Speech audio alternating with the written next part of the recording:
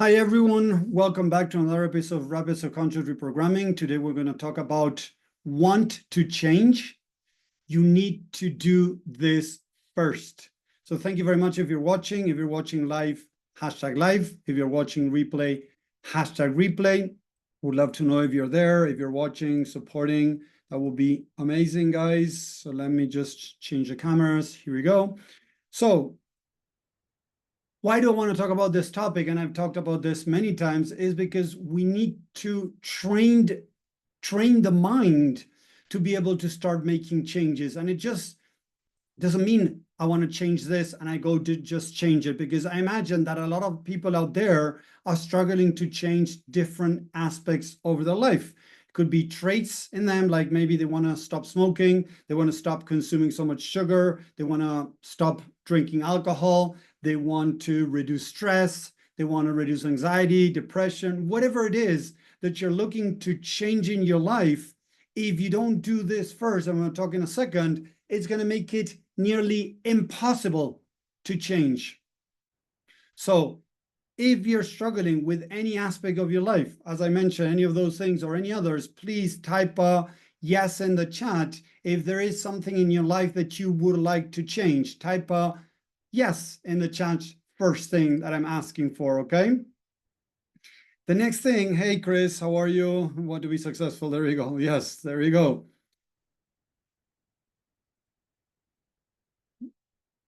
So if you're looking to change anything in your life, right, and getting the yeses, of course, right, we need to first understand how the mind works and how to actually be able to start making changes. Because, you know, we got different people saying here, type a 1 in the chat if you have tried different techniques to try to make changes. So now type a 1 in the chat if you have tried things to be able to start making changes in different aspects of your life. Please share that with us over here. And I know the answer, of course, is going to be many times 1, right? A lot of people have tried different techniques to try to make changes, but many of those techniques have not really helped. So type a 2 now in the chat if you have tried things in the past and they have not worked, but things that you tried, not that you just learned something, you never tried it, things that you tried and it didn't work to make changes. Type a 2 if that has happened in the past, and I'm pretty sure what the answer is. So thank you, Chris, there again. So what's going on is that a lot of people are focusing on changing procrastination, on getting rid of perfectionism, try to get rid of sugar, try to get rid of alcohol, try to get rid of something in their life, try to change that. They get very angry when things don't go their way, but they're actually not really understanding how the mind works. So as I always say, if you want to fix your car, you need to understand how a motor works, because it's very difficult to fix your car if you don't know how the car works. That basic is the mind too. I wouldn't take my car to I don't know, veterinarian or a doctor to fix it if they are not really good at fixing cars, right? The mind is the same. There's a lot of people out there talking about the mind, but unfortunately, many have no idea how the mind works. What happens many times is what people see as a problem, like procrastination, perfectionism, people pleasing, not setting boundaries, not being able to say no, drinking, or whatever it is. That is the solution to a deeper problem. People are focusing on the problem, trying to change the problem, but they don't realize that that is the byproduct, the solution to a deeper problem. That is not the actual problem. Listen to that again, people. That is not the actual problem. That's why it makes it so difficult to make changes. If I really want to change, I need to understand why that behavior, that trait was created in the first place. Why is it that I fall into people pleasing? Where did that start? Maybe it started as a kid. And we need to understand that the subconscious mind that runs 90% of our life, 90% of our behaviors and everything, right? That 90% is run by the subconscious mind. And the subconscious mind is made up, a lot is made up of our past memories. That's how it works. So if I'm people pleasing, by telling myself to stop that, it's not going to happen. Why? Because maybe I started people pleasing as a kid to feel loved and accepted. So I'm telling my mind to stop receiving love and acceptance by stopping people pleasing. Yes, listen to that again, please. When I tell my mind to stop perfectionism, to stop maybe eating sugar, and I've worked with many people with this, I'm going to share that in a second. When I tell myself to stop perfectionism, people pleasing, not setting boundaries, what I'm telling myself indirectly, but I'm not realizing the coding that I'm putting into my mind, is I'm telling myself, Tommy, stop feeling love and acceptance. And the mind is going to say, no freaking way, Tommy. I want to feel loved and accepted, so I'm not going to let go of this thing that I'm doing. So if I want to change, I need to understand these things. And we're going to go deeper into understanding even more. One time, no, more than once, I worked with people that were addicted to sugar, not just the addiction of the, physical addiction that it can create, don't get me wrong, because of what happens physiologically in the body. I'm not going to go down that road, right? That could be more a physical addiction, right? Another one was a psychological addiction. Why? Because I have found people that when they were kids, a grandmother or a grandfather, mom would give them, or dad would give them treats of sugar when they were kids. So they started associating sugar equals love. Sugar equals acceptance. Sugar equals making me feel worthy, loved, good enough. Seriously. As that had been a connection in the mind, although the person had tried so many different things to stop eating sugar, they had never made the connection that when they were kids, that was their way of receiving love from this, grandparents maybe, or maybe father or mother. So no way they're going to stop the eating sugar if there's not a replacement. If we don't work on loving and accepting ourselves, the mind, the subconscious mind, is not going to let go eating sugar because I'm going to run out of love. For the mind, love is something that is finite, that is, it's not infinite for the mind, right? So it needs to do things to receive that quota. It could be perfectionism. When I'm perfect, when I do things right, I get loved and acceptance. I get praised. I get, a pat in the back.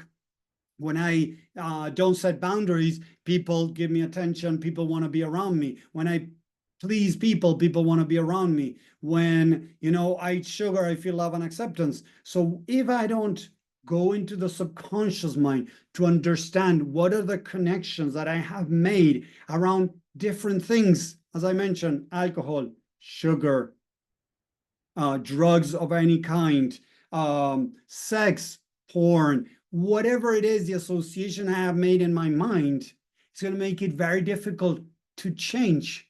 Because if I'm attacking the behavior without understanding where that is coming from, it's going to make it nearly impossible, as I said. So imagine again, many of you have tried changing behaviors and have not succeeded. Because if you don't understand what's going on at a subconscious level, not at a conscious level, a lot of people tell me, oh, but Tommy, I know that I'm loved. So you're procrastinating. Nope.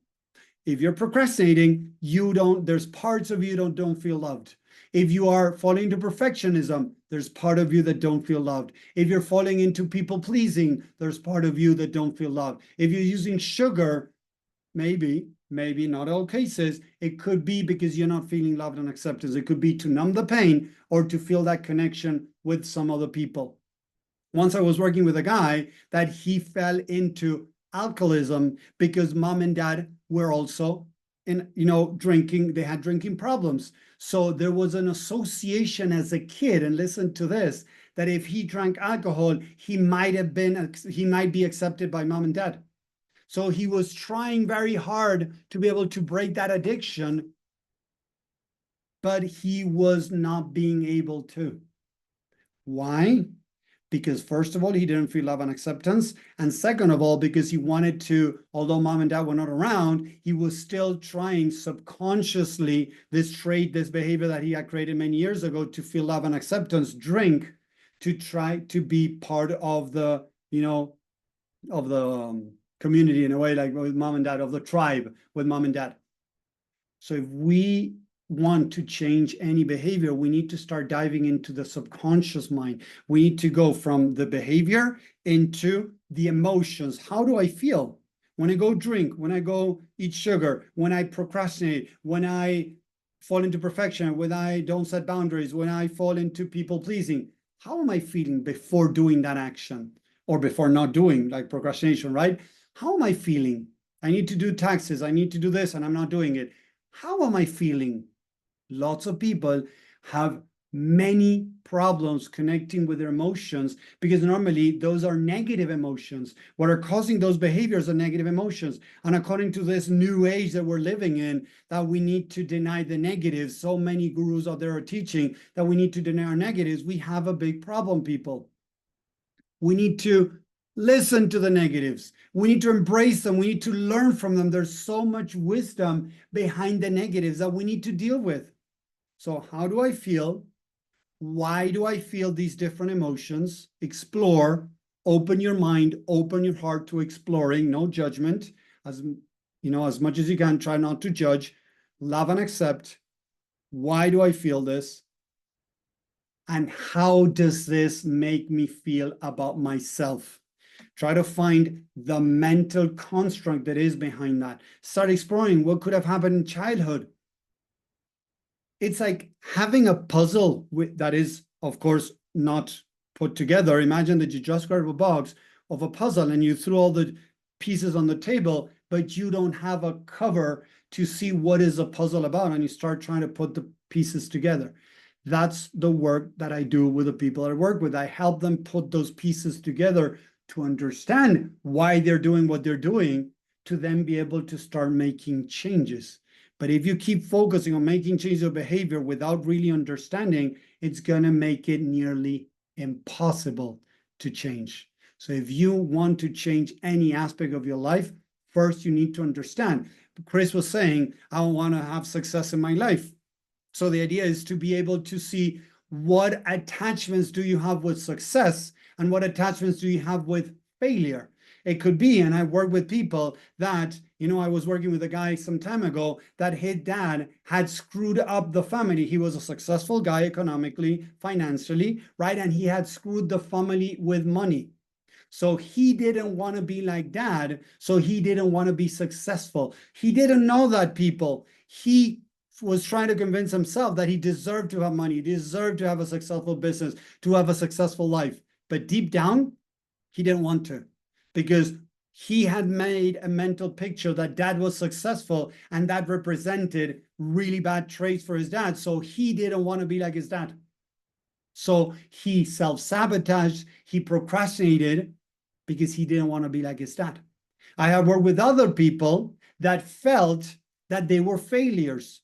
So they could never take actions towards a successful life, because deep down, they were not even aware of it. They thought that they were complete failures and they didn't deserve anything in life. So we need to start diving into the mind. This is what we need to do first. Dive into the subconscious mind, understand what are the different mental constructs that we did, the different limiting, negative, and false beliefs that we created, the attachments we have in there, the programming, the narratives, different words for the same things, to be able to then start deconstructing. But if we keep trying to make a change, forcing ourselves to make changes without understanding how the mind works, is going to make it nearly impossible. Let me know. Type a 10 in the chat if this is making sense. Please type a 10 in the chat if this is making sense. Understanding is what can free your mind. That is so important to understand. If we want to make changes, we need to understand. So thank you very much if you're watching. I hope this made sense. I hope this gave you some value, some insight to start being able to explore the mind. How do I feel? Why do I feel this? And how does this make me feel about myself? Find those narratives, those programs that I have in the mind. So identifying that is the first step. Then, as I've done in other videos, I start teaching how to reprogram. But first is start to finding those programs in the mind to be able to start making changes. The reprogramming, we can talk that in another video about how to start making those changes with the reprogramming. But first, we need to understand. First, we need to really grasp why the mind is doing what it's doing, love and accept what it is doing. And this is the second step, apart from those questions and diving into the mind, loving and accepting that you have valid reasons to procrastinate. You have valid reasons not to set boundaries. You have valid reasons to do the people pleasing because you wanted to feel love and acceptance. When you judge yourself for those behaviors, you're in a way not loving yourself. So when you don't love yourself, the mind is going to go back to old patterns to try to feel love and accepted. So it's going to need to do more people pleasing. The more you judge yourself for people pleasing, the more normally you're going to do the people pleasing. Because if you did that to feel love and accepted, you're going to do more of that. So then we got to practice that self-love that I talk so much, that unconditional love. So it's love that brings understanding. Understanding makes us love ourselves more. More loving ourselves opens up to more understanding, and more understanding brings up more love. And that's the infinite sign connecting unconditional love and understanding. That's how we're able to start making change. We're able to start loving ourselves. I'm already telling you how to reprogram in a way, right? Is loving yourself will eventually dissolve any type of behavior. So again, thank you very much if you're watching. Comment here below if you like this, if it makes sense. If you need help with this, reach out. I'm offering some free guidance calls to help you in any area. If you haven't had your free guidance call so far, reach out, type free on the chat on social media so that I can send you the link so you can book a call and it can help you. I offer a lot of insight, a lot of value in my calls to help people start identifying, understanding what's going on and help them start making changes. RSR has changed my life. Rapid subconscious reprogramming has changed my life and has changed the life of thousands of people around the world. I want to do the same for more and more people. My mission is to be able to help millions around the world. That's why I'm doing this free stuff. I'm giving a lot of insight, a lot of value to help people start making changes. Everything starts with love and understanding. So thank you very much for watching. I hope you enjoyed this. Let me know in the comments what do you think, and I'll talk to you next time. Thank you very much and have a great week. Take care, guys. Bye.